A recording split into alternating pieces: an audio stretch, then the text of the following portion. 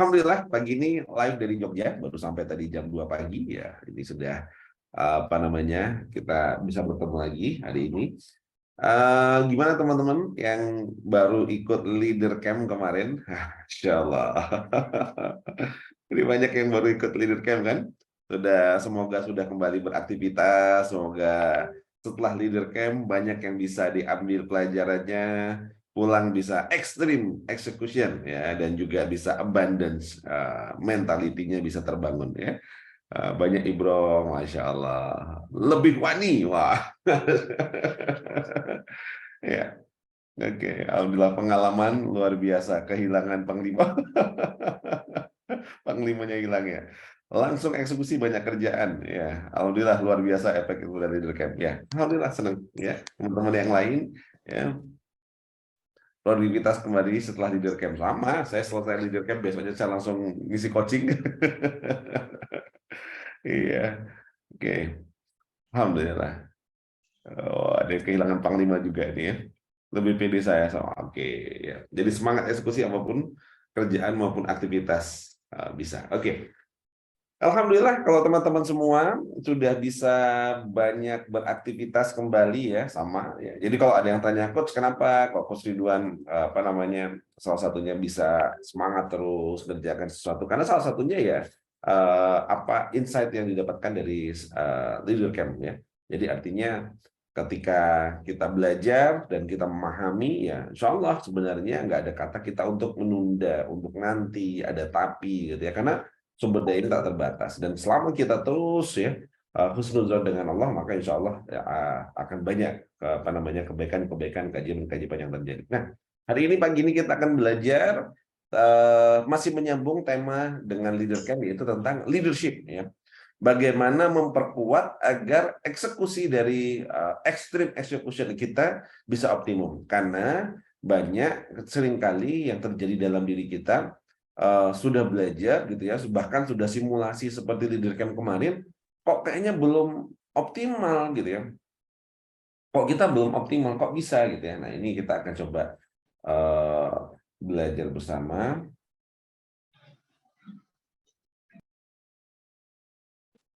Oke.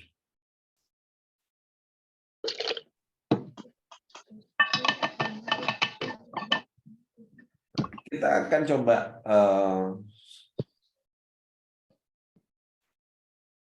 mempelajari hari ini, temanya adalah tentang tangga leadership.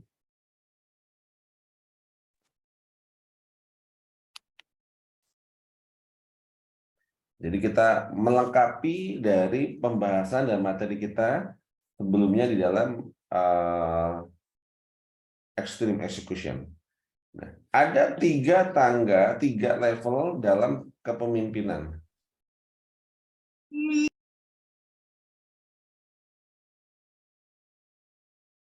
level tangga di dalam kepemimpinan ini yang mungkin nanti kita akan pelajari. Level pertama ya. Level pertama saya menyebut adalah level di dalam kepemimpinan kita dalam kondisi namanya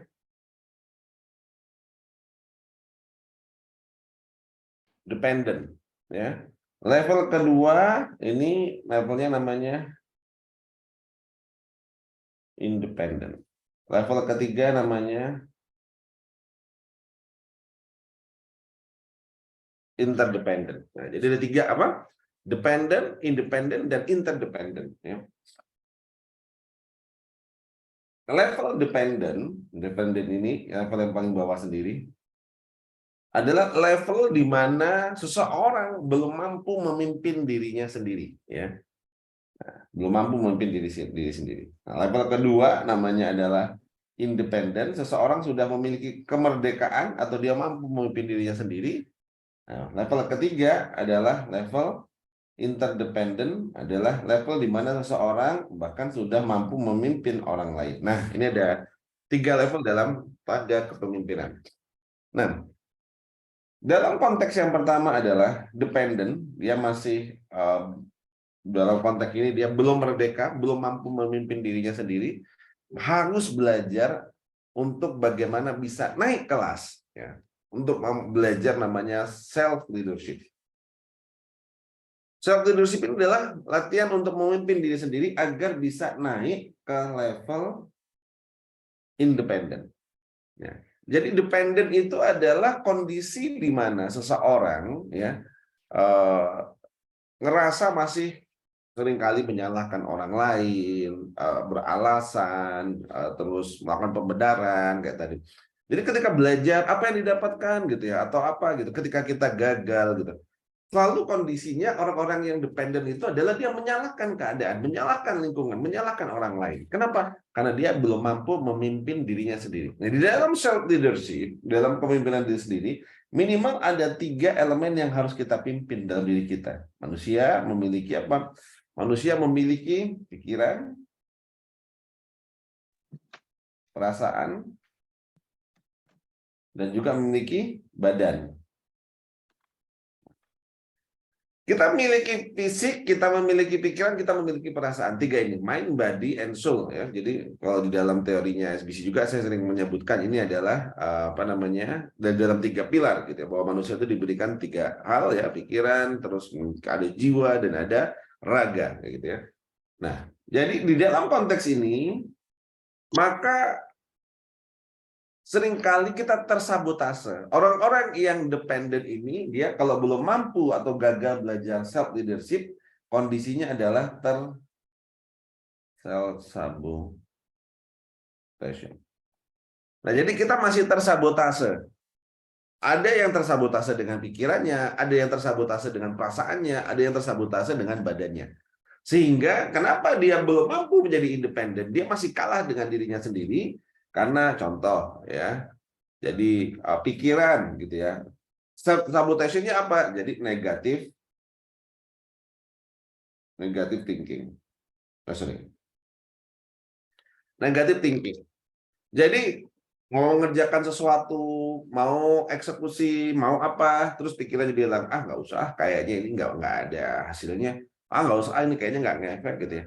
Nggak usah, kayaknya dia juga nggak bakal suka gitu. Selalu disabotase oleh pikiran kita. Jadi pikirannya munculnya adalah negatif thinking gitu ya. Jadi pikiran-pikiran yang negatif gitu. Nah, biasanya pikiran yang negatif membuat kita untuk tidak action, untuk tidak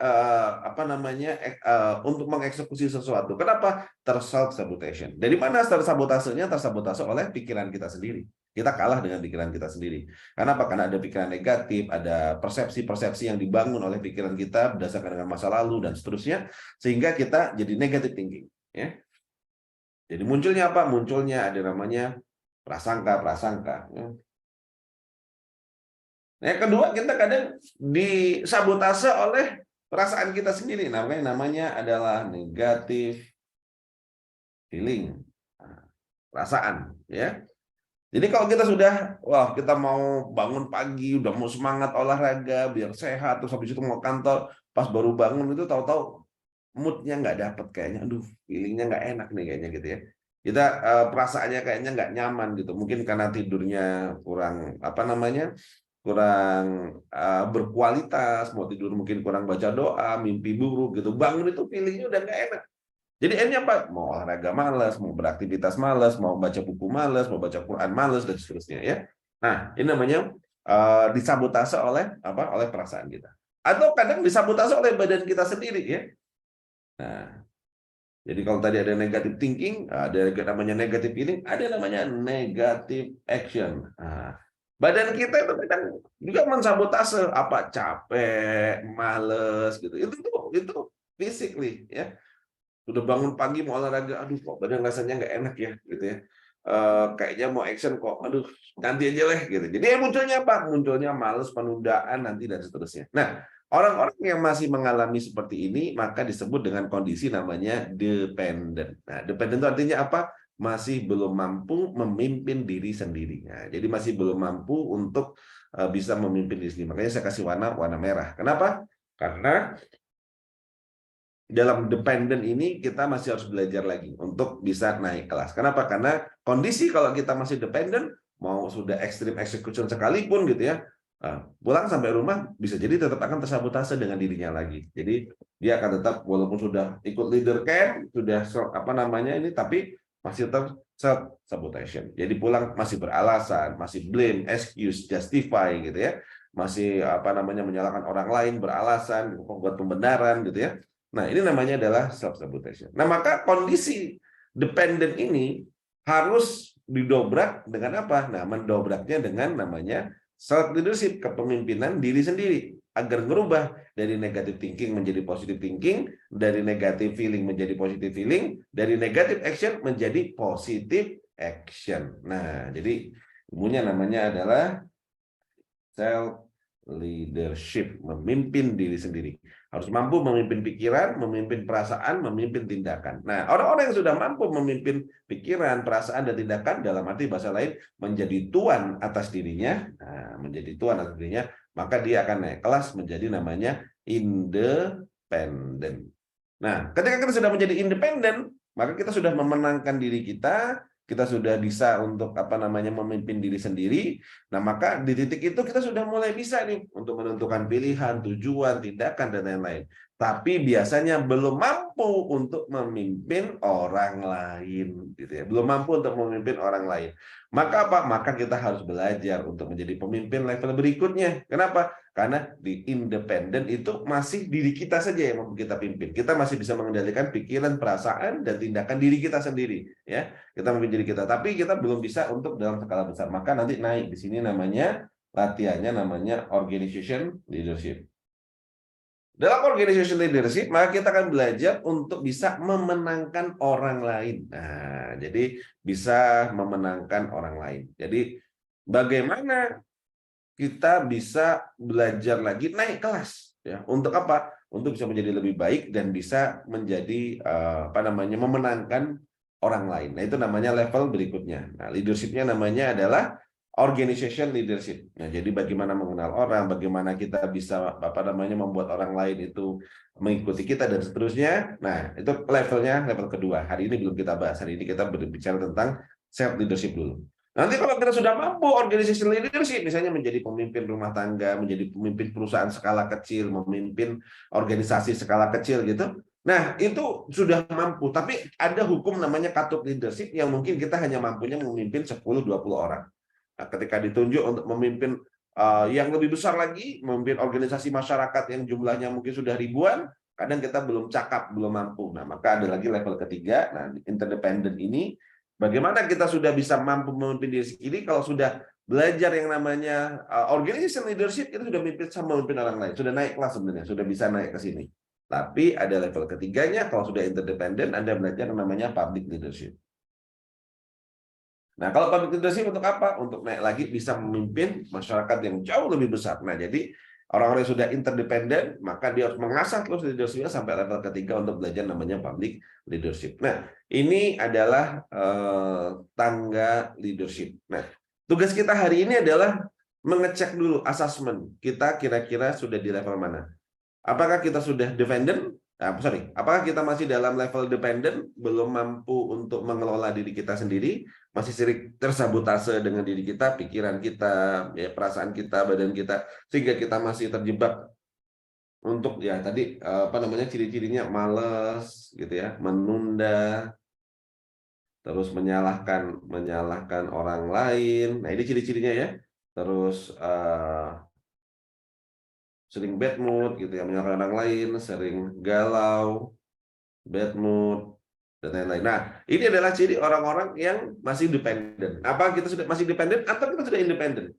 Sudah bisa untuk berkata tidak, sudah bisa untuk apa namanya menilai diri kita sendiri, sudah bisa memimpin banyak orang, mungkin ya di dalam keluarga, di dalam perusahaan dan lain-lain, sudah mampu mengendalikan mind, body, and soul kita. Nah, ataukah kita sudah interdependent, bisa memimpin banyak orang. Nah, saya nggak tahu Anda kira-kira ada di posisi mana. Silahkan nanti untuk apa namanya di kolom chat coba teman-teman tulis saya kira-kira di posisi mana. Nah, kolom chat, apakah Anda di dependent, apakah Anda sudah di independent, atau Anda sudah di interdependent. Nah, ada Mas Muslihin sampai lambung drop. Ada yang bilang dependent, masih di posisi dependent. Ada yang sudah independent. Oh, masih banyak dependent ya. Wah, masih banyak independen. Ada yang sudah independen. Oke, alhamdulillah. Nah, rujukan beberapa rujukan dari materi saya tadi tentang dependent, interdependent dan juga apa namanya independen dan interdependent. Oh, masih banyak independen mas ternyata. OTW independen. Oke, iya iya iya iya. Oke, Insya Allah sudah independen. Alhamdulillah. Interdependent. Belum ada yang interdependen ya di sini ya. Oke, ya. Independen, alhamdulillah. Nah, teman-teman, alhamdulillah ya sudah banyak yang beri respon.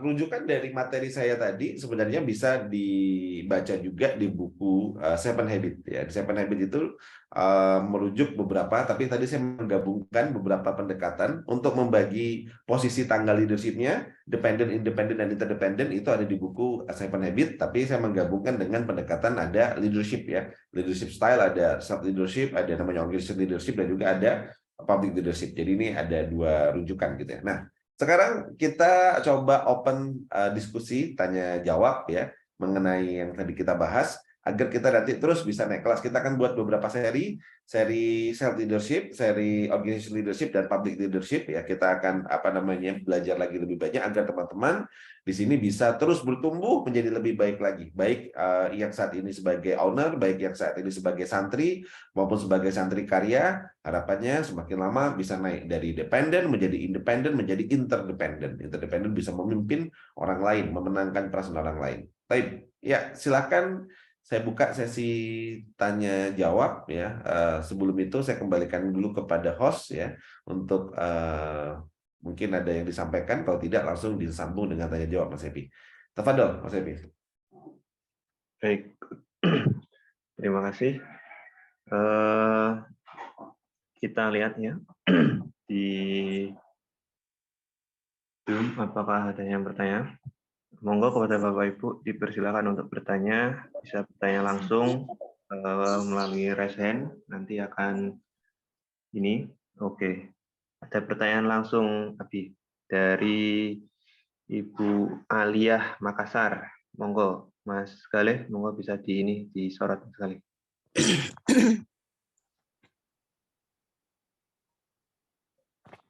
Bismillah. Monggo Ibu dipersilakan. Bismillah, syukran Kos.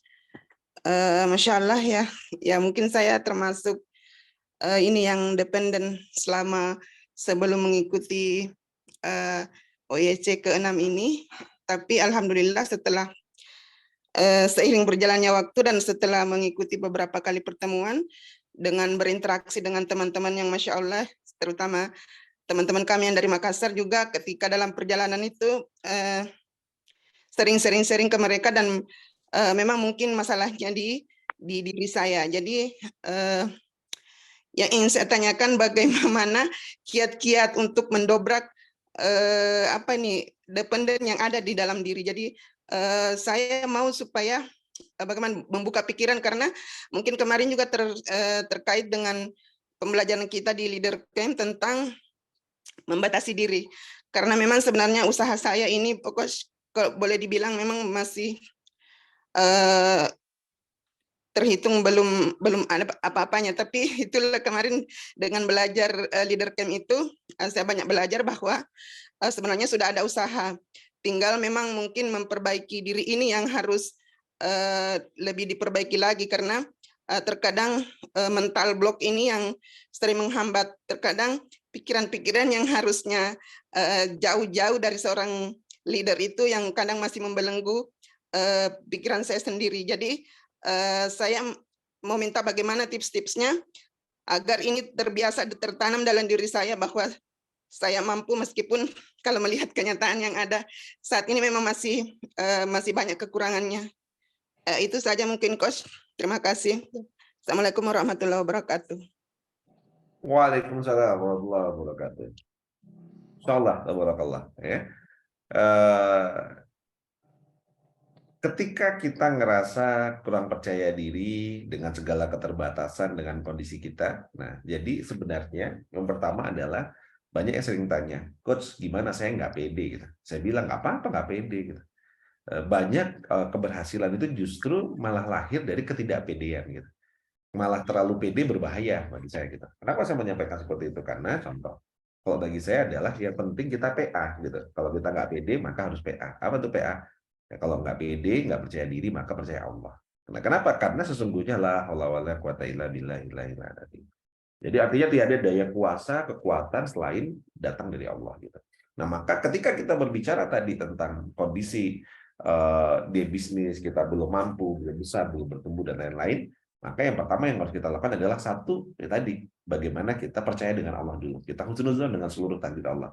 Maka kenapa kemarin di dalam leader camp saya menyampaikan tentang abundance mentality, mental keberlimpahan, mental untuk meyakini bahwa Allah itu maha melimpah, maha luar biasa gitu ya. Nah, sehingga apa yang bisa kita lakukan, bagaimana kita mengakses sumber daya tidak terbatas itu gitu ya. Bagaimana kita bisa mengakses keberlimpahan ya. Karena Allah seperti apa prasangka hambanya. Maka percaya Allah berarti berprasangka baik dengan Allah dulu ya. Dengan tentang segala hal agar apa? Agar kita tidak kalah tadi. Nah, ini ada bentar ya.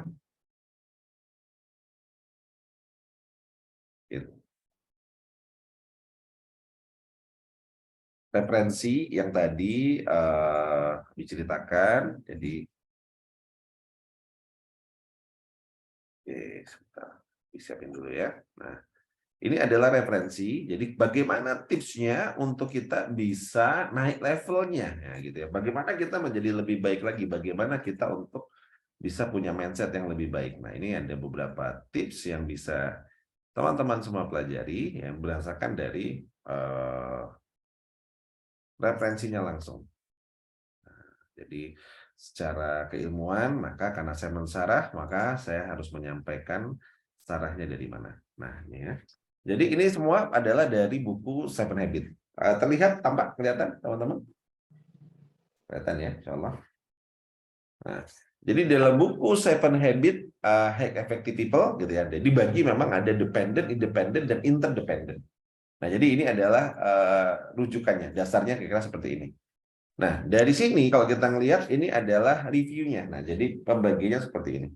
Jadi di bawah sendiri di sini ada namanya dependent. Ini dependent itu paling bawah nih ya. Dependent, di tengah ada independent, di atas ada interdependent. Nah, jadi yang di bawah sendiri ini masih kalah dengan diri sendiri. Maka proses untuk dari dependent untuk menjadi independent ada 3 ini. Nah, namanya private victory. Bagaimana memenangkan diri sendiri. Jadi untuk bisa memenangkan diri sendiri ada 3 poinnya. 1, be proaktif ya.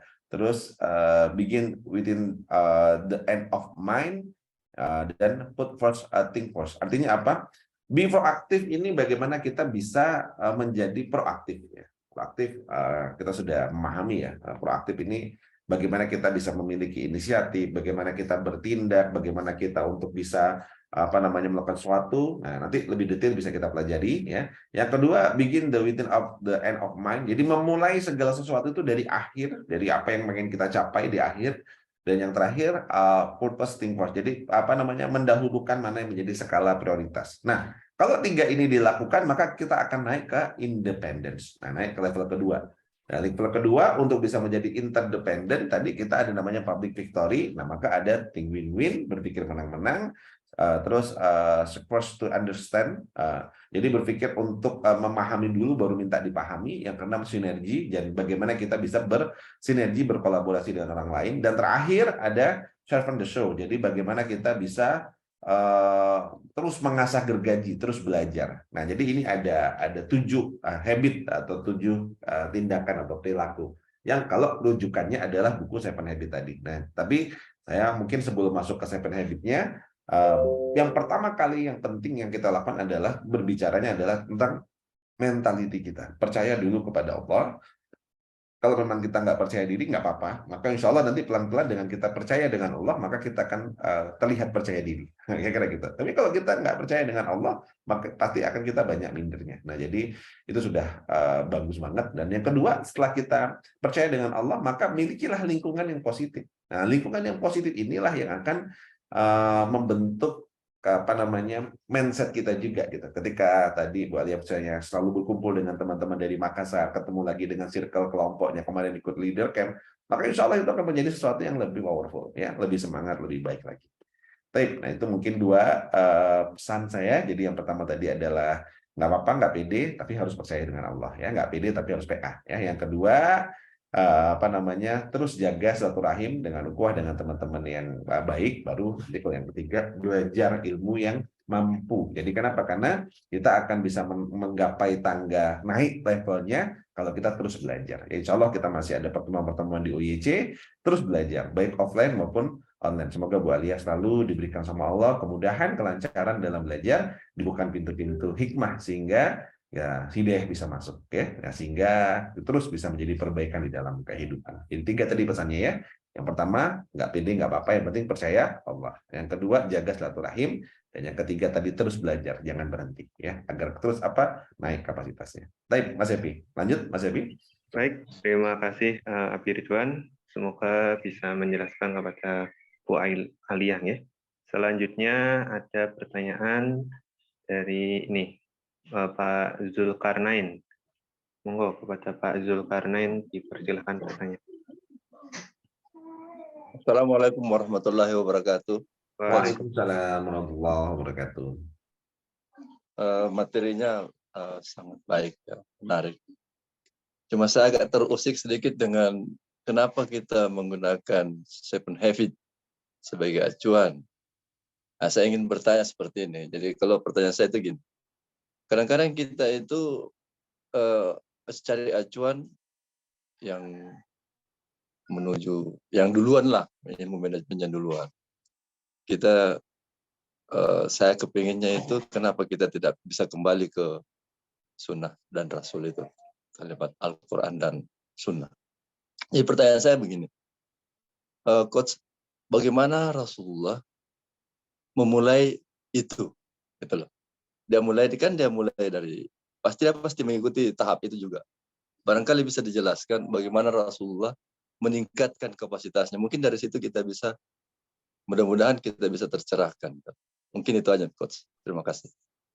Baik, Masya Allah, luar biasa. Barakallah. Jadi, kenapa saya mengambil referensi tadi salah satunya adalah 7 Habits. Jadi, karena kajian ngopi pagi ini, kajiannya kalau di kami, ya, saya ada kajian hari Senin, kajian Selasa, Rabu, Kamis, Jumat, Sabtu, dan kegiatan umum. Nah, jadi setiap hari, setiap kajiannya berbeda. Jadi, kalau di pondok saya hari Senin itu kajian khusus untuk saya talaki ke santri-santri. Hari Selasa kita ada kajian, dan untuk hari Rabu ini kajiannya umum. Namanya temanya cuma ngopi pagi, ngobrol pagi perkara iman dan ilmu, yang bahkan diikuti oleh banyak santri dan juga banyak karyawan-karyawan dari santri-santri kami. Jadi di sini ada karyawan dari teman-teman yang ngikutin program saya. Sehingga salah satu target saya adalah di sini bagaimana kita memprofesionalkan orang-orang yang sudah taat dan mentaatkan orang-orang profesional. Karena banyak karyawan di banyak perusahaan sudah taat, tapi kadang belum profesional. Ada yang sudah profesional, tapi belum taat. Nah, jadi program ini didesain bagaimana kita bisa membuat bukan hanya para owners yang ada di sini, tapi juga di sini banyak ini ada karyawan-karyawan dari beberapa teman-teman OYC, teman-teman SBC yang ikut, gitu. Jadi sehingga saya menyusun materi yang relevan, baik itu untuk owner maupun untuk karyawan maupun untuk teman-teman, agar bisa dampaknya terasa di perusahaan. Jadi tidak terasa hanya dalam konteks diri sendiri, tapi juga bisa dirasakan oleh teman-teman. Sehingga banyak rujukan-rujukan yang saya ngambil dari dunia personal development, pengembangan diri, yang juga banyak di dunia kontemporer maupun di dalam dunia ilmiah, gitu. Jadi sehingga ini menjadi salah satu pendekatan, ya, yang saya lakukan. Karena kadang lebih mudah dan ada dasar yang bisa dirujuk. Jadi ketika mau belajar, misalnya teman-teman yang masih baru hijrah, teman-teman yang mungkin perusahaannya juga karyawannya baru diajak ngaji, tidak terlalu berat, sehingga kalau diminta untuk belajar baca buku, oh masih ada bukunya. Nah, pelan-pelan selalu pasti akan saya masukkan insight kayak tadi. Ketika saya kasih, oh ini ilmiahnya, secara ilmiah apa? Secara ilmiah bisa di 7 Habits. Tapi pasti akan saya tutup juga dengan cara tadi. Nggak apa-apa, nggak percaya diri, tapi percaya dengan Allah, terus berkumpul dengan orang-orang soleh. Nah, ini kalau diambil rujukannya, maka ini akan merujuk kepada sunnah, ya, kira begitu. Jadi pasti akan gabungkan antara dunia intelektual dengan dunia ilmiah, tapi juga saya gabungkan dengan pendekatan dunia secara sunnah dan juga pendekatan secara syariah. Nah, pasti kalau antum mengikuti kajian-kajian saya, pasti akan gabungkan dua itu. Untuk apa? Karena mayoritas yang ikut kajian di Ngopi Pagi adalah teman-teman yang masih amah, masih awal, maka kita menggabungkan beberapa pendekatan, beberapa literatur sehingga mudah untuk orang bisa pelan-pelan bertumbuh. Nah, ketika bertumbuh, dia sudah cinta, dia sudah ini, maka terus nanti akan lebih banyak akan belajar. Nah, saya juga ada kajian tasawuf, ada kajian beberapa yang lainnya, nah di hari-hari yang berbeda. Baik. Nah, bagaimana Rasulullah ketika membangun ya leadership? Kalau kita belajar ya, jadi Insya Allah Rasulullah di awal-awal kalau kita ngelihat bahkan sama Allah dicontohkan langsung di beberapa syirah kita selalu akan melihat gitu ya. Konsep kepemimpinan yang dilakukan pasti sama ya, tapi memang bahwa karena Rasulullah lahir itu sudah sama Allah disiapkan skenario yang begitu luar biasa karena menjadi uswatun hasanah, maka Rasulullah kalau kita ngelihat dari sirahnya bahkan sudah membangun yang namanya leadership, self leadership itu dibangun dari mulai masih kanak-kanak. Jadi bahkan masih usia sangat kecil. Nah, maka apa? Nah, seorang leader yang terbaik dia akan berlahir atau akan memulai dari menjadi seorang follower yang terbaik. Ya, jadi becoming a great leader, maka kita harus menjadi a great follower. Kita harus menjadi seorang pengikut yang baik. Nah, Rasulullah belajar dari banyak mentor. Salah satunya adalah pamannya. Nah, maka seorang pemimpin yang baik, maka pertama kali adalah seorang pengikut yang baik. Sebelum akhirnya bisa mulai memimpin beberapa kelompok pada saat usia 20 tahun, bahkan pada saat sebelum menjadi Nabi dan Rasul, Rasulullah sudah bisa menggabungkan beberapa bani, beberapa kelompok ketika bertengkar beribut ketika saat mau menaikkan batu Hajar Aswad ke dalam Ka'bah, perbaikan. Nah, dari situ kita ngelihat berarti usia 21 tahun sudah mencapai level ketiga yang namanya public leadership. Level 20 tahun sudah bisa mencapai level kepemimpinan secara umum gitu ya. Nah, ini yang menarik. Jadi ketika kita melihat, maka apa yang bisa kita ambil pelajarannya? Muhammad Al-Fatih bisa menjadi pemimpin, menjadi gubernur, bahkan menjadi pemimpin pasukan luar biasa di usia 21 tahun. Kita ngelihat lagi banyak para sahabat, bahkan Sayyidina Ali itu menjadi seorang yang luar biasa di saat usia masih sangat muda sekali. Nah, maka dari sini apa yang bisa kita ngelihat? Kalau secara sirah, mayoritas usia 20 tahun, para sahabat, para ulama dulu sudah menjadi pemimpin-pemimpin yang hebat. Nah, berarti ada fase dari sebelum 20 tahun ini yang perlu kita pelajari. Apa fasenya? Nah, maka fase di sebelum 20 tahun kalau kita berbicara tentang Rasulullah belajar langsung ya, yang pertama kepada siapa? Yang pertama belajar kepada pamannya.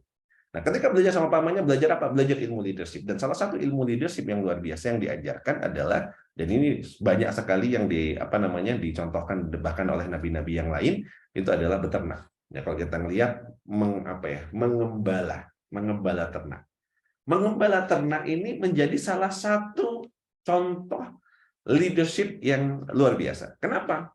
Karena kalau udah ada yang mungkin di sini pernah menjadi pengembala, ketika kita mengembala itu kita akan tahu, kita akan bisa melihat bagaimana ya ternak itu bahkan bukan manusia ya, ternak saja kapan dia lapar, kapan dia haus, kapan dia ingin kawin gitu ya, kapan dia birahi, kapan dia mau melahirkan gitu ya. Itu ternak itu kalau seandainya kita mengembala, itu kita bisa ngelihat. Maka kenapa kebanyakan Nabi dan Rasul di awal-awal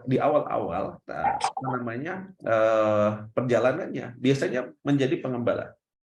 Nah, kenapa di situ? Karena belajar. Ketika kita belajar dari ternaknya, kalau saya sendiri, anak-anak saya sejak usia kecil sudah saya buatkan ada di rumah, ada peternakan kecil-kecilan, bukan peternakan besar, dan melihara kelinci, melihara ikan, melihara kucing, melihara apa. Kenapa? Karena di sana adalah pendidikan leadership yang paling sederhana. Untuk apa? Ada namanya kepekaan. Maka seorang leader sebelum dia naik menjadi tadi interdependent, maka ada latihan, yaitu namanya bagaimana kita bisa memiliki yang namanya kepekaan. Kepekaan terhadap siapa? Kepekaan terhadap orang-orang yang kita pimpin. Nah, Rasulullah pertama kali belajarnya adalah dari mana? Nah, pertama kali adalah bagaimana memimpin, yang mungkin bukan memimpin banyak orang dulu, tapi apa? Nah, belajar dari mengembala tadi, beternak. Nah, dari sana muncul yang namanya leadership, walaupun yang dipimpin tadi itu adalah ternak. Nah, gembala. Dan ini juga terjadi pada Nabi Musa, terjadi juga dengan nabi-nabi terdahulu, beberapa nabi yang lainnya. Yang di situ adalah ketika seseorang sudah diriset juga secara ilmiah, nah dia menjadi biasa untuk dia memimpin ternak dan lain-lain, itu akan punya kepekaan. Nah, inilah yang kadang-kadang perlu kita ajarkan kepada anak-anak kita di usia di bawah 20 tahun. Latihan apa? Latihan punya kepekaan. Nah, setelah itu usia 12 tahun, kalau kita lihat Rasulullah sudah mulai jualan, sudah mulai berniaga dari Mekah ke Syam. Nah, perjalanan ini ya maka sudah mulai memimpin beberapa kabilah, beberapa orang berinteraksi gitu. Nah, kalau kita lihat proses muamalah itu juga banyak sekali ilmu leadership-nya.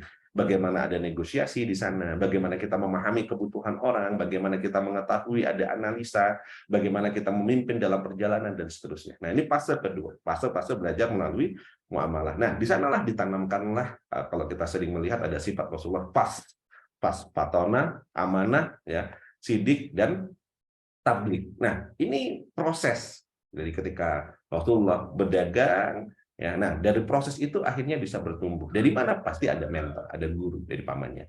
Nah, ketika sudah sampai di level berikutnya, ketika sudah menguasai, di situ ada fast tadi ya, dari mulai patonah, mengasah kecerdasan, pengetahuan, ilmu pengetahuan gitu ya, amanah dalam transaksi, selalu menceritakan apa yang sesungguhnya terjadi gitu ya, tidak lagi misalnya menyalahkan dan lain-lainnya, tidak berbohong. Nah, terus ada sidik gitu ya, nah, ada percaya, dan juga yang terakhir adalah tablik, menyampaikan, mensiarkan. Ini adalah public speaking kalau dalam bahasa kita sekarang.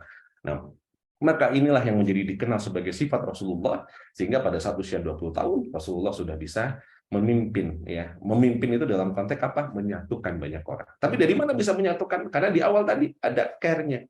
Dari awal ada apa? Ada rasa peduli, tidak mencari kesalahan orang lain, care gitu ya. Dia sudah mulai bisa untuk memenangkan diri sendiri. Nah, inilah yang perlu kita pelajari ya nih. Jadi ada fase-fase, dan kalau kita mau berbicara lebih besar lagi ya, lebih secara makro lagi, memang ketika sudah Rasulullah pada usia 25 tahun bahkan diajarkan langsung oleh Allah melalui apa? Melalui Jibril. Ya, jadi langsung leadership-nya sudah bukan lagi leadership level kaleng-kaleng kalau kayak kita. Kenapa? Karena belajarnya langsung dari Allah, diturunkan melalui apa? Ujian-ujian, lalu dilengkapi dengan Al-Qur'an. Maka kalau kita berbicara apa sebaiknya menjadi literatur, ya pasti literaturnya adalah Al-Qur'an.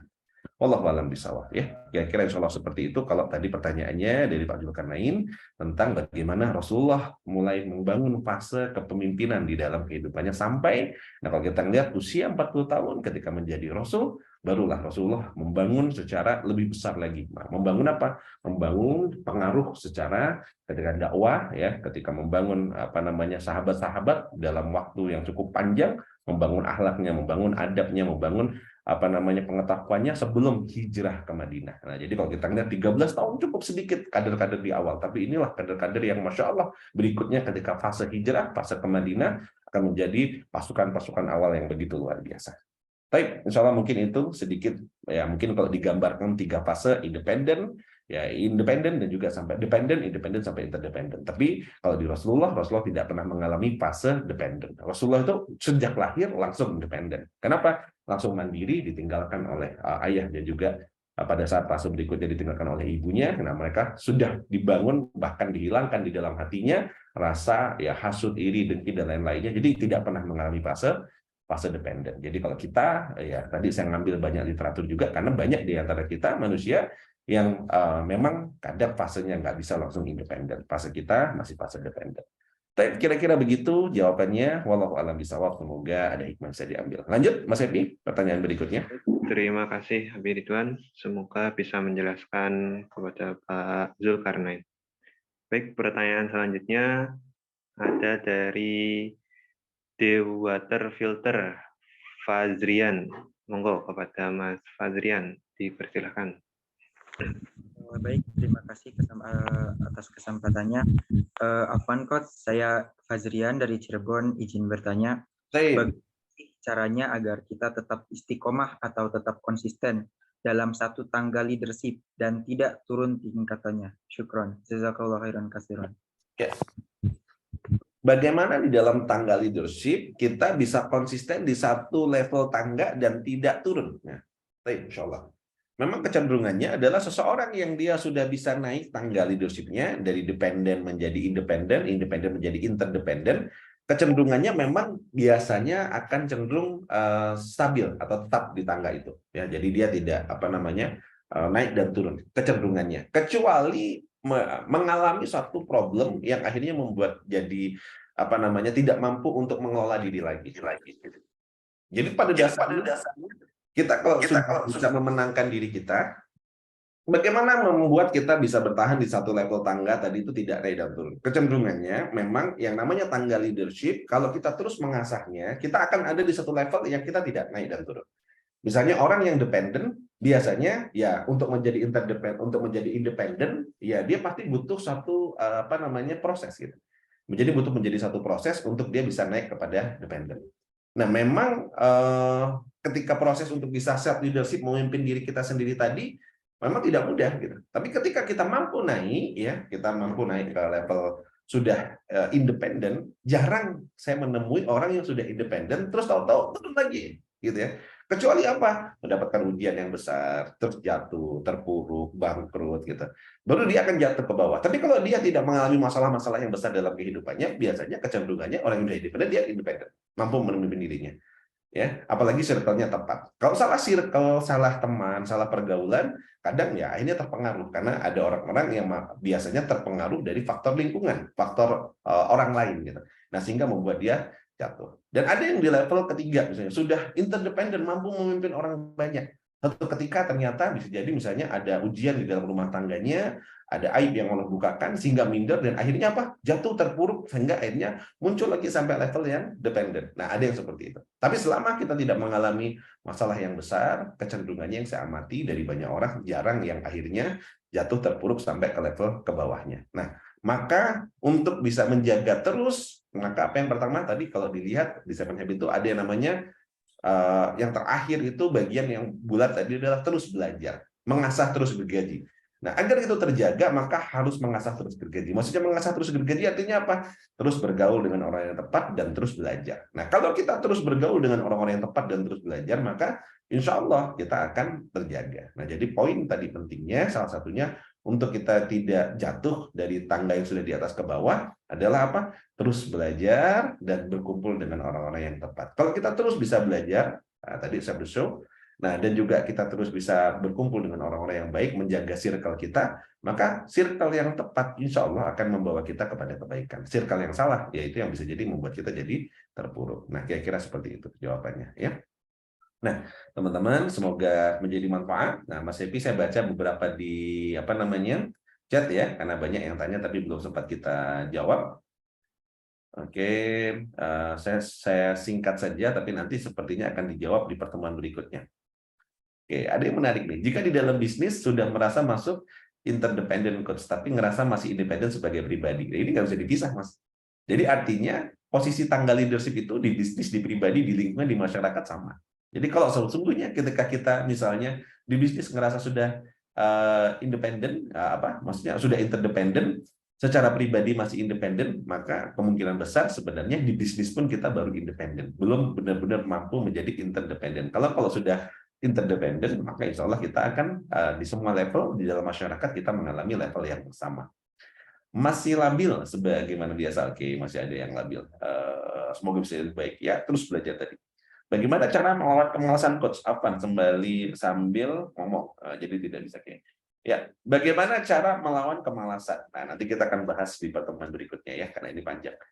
Poinnya bisa melawan kemalasan, sabotase diri, self-sabotage tadi kalau seandainya kita sudah di level independen. Nah, jadi self leadership itu yang kita bangun. Nah, bagaimana nanti kita belajar tentang self leadership lebih dalam lagi? Insya Allah pekan depan saya siapkan materi tentang self leadership. Coach, apakah ketika posisi kita tidak di tempat tim ada yang kerja melakukan pekerjaan yang tepat, apakah karena kurang leadership? Yes, jawabannya itu adalah karena leadership kita.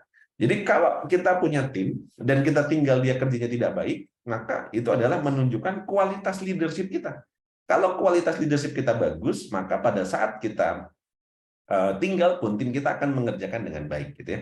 Karena dia tidak lagi melihat sosok kita, tapi dia sudah melihat rules yang sudah kita tetapkan sebagai aturan. Nah, sehingga mereka bekerja menjadi teladan, bukan lagi melihat pemimpinnya, tapi mereka sudah mampu naik bertumbuh. Jadi orang-orang sudah bekerjanya dengan kalau kita sudah menginstal leadership yang baik, maka dia bekerja bukannya karena melihat ada ownernya. Ya, saya di kantor bisa dibilang hanya mungkin 3-4 hari saja gitu yang ada di kantor, hampir nggak ada di kantor tiap hari. Tapi alhamdulillah tim-tim kami masih bisa terus berjalan bertumbuh gitu ya, karena ada beberapa hal yang mungkin secara leadership mereka pun sudah menginstal leadershipnya.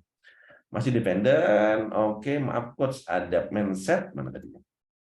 Mindset seperti apa yang harus dimiliki oleh dependent agar bisa naik ke independen? Terima kasih. Materinya pekan depan yang akan kita bahas insya Allah tentang self leadership ya. Kalau hari ini kita baru kasih pengantar tangga leadership biar kita tahu dulu di dalam tangga leadership kita di mana. Nanti pekan depan kita akan belajar satu persatu. Oke.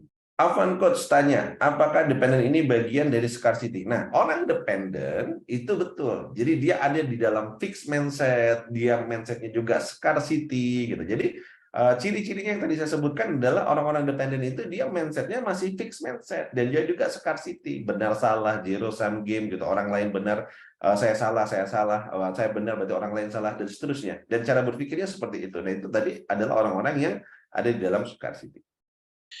Kira-kira gitu teman-teman semua, mohon dimaafkan. Ini tadi ada sedikit kesalahan teknis, internetnya mati lampu. Ya ini tadi.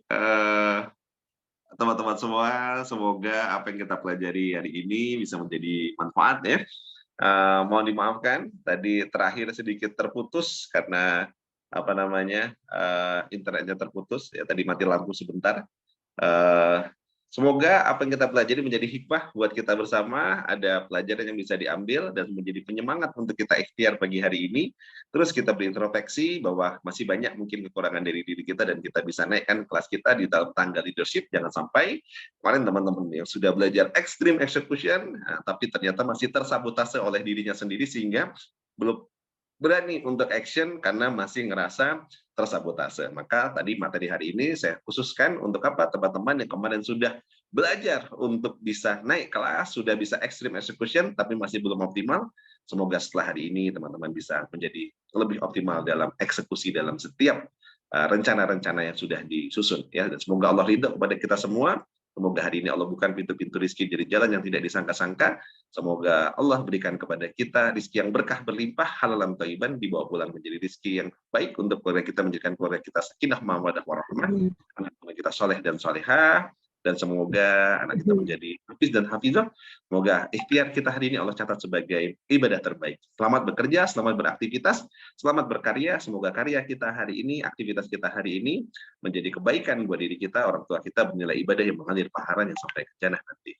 Insyaallah itu teman-teman yang bisa saya sampaikan hari ini, doa bil doa ya, saling menyemangati satu dengan yang lainnya. Semoga teman-teman semua ya selalu dapatkan keberkahan dari Allah Subhanahu wa taala. Billahi taufiq wal hidayah. Wassalamualaikum warahmatullahi wabarakatuh.